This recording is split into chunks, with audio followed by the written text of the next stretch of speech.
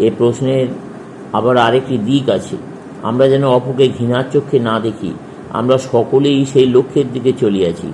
দুর্বলতা ও শক্তির মধ্যে প্রভেদ কেবল পরিমাণগত, আলো ও অন্ধকারের মধ্যে প্রভেদ কেবল মাত্রাগত, পাপ ও পুণ্যের মধ্যে প্রভেদ কেবল মাত্রাগত, জীবন ও মৃত্যুর মধ্যে প্রভেদ কেবল মাত্রাগত।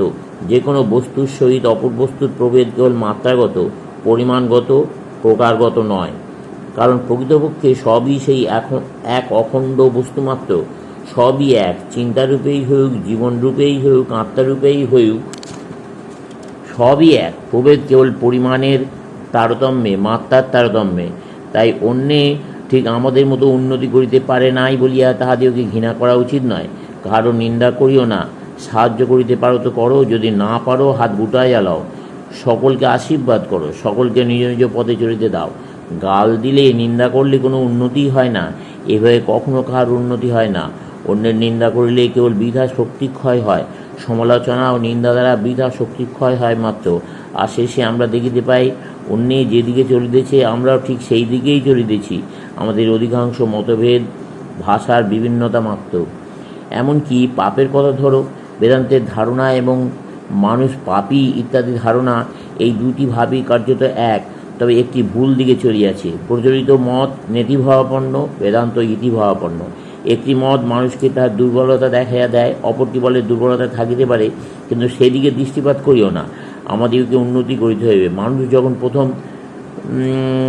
জন্মিয়াছে তখনই তাহার রোগ কী জানা গিয়াছে। সকলেই জানে নিজের কী রোগ, অপর কাহাকে তা বলিয়া দিতে হয় না।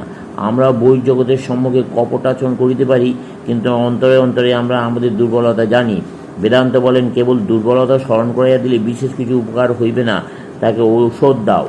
মানুষকে কেবল সর্বদা রোগগ্রস্ত ভাবিতে বলা রোগের ওষুধ নয়, রোগ প্রতিকারের উপায় নয়। মানুষকে সর্বদা তার দুর্বলতার বিষয়ে ভাবিতে বলা তার দুর্বলতার প্রতিকার নয়, তার শক্তির কথা স্মরণ করিয়া দেওয়া প্রতিকারের উপায়। তার মধ্যে যে শক্তি পূর্ব হইতে বিরাজিত, তার বিষয় স্মরণ করিয়া দাও।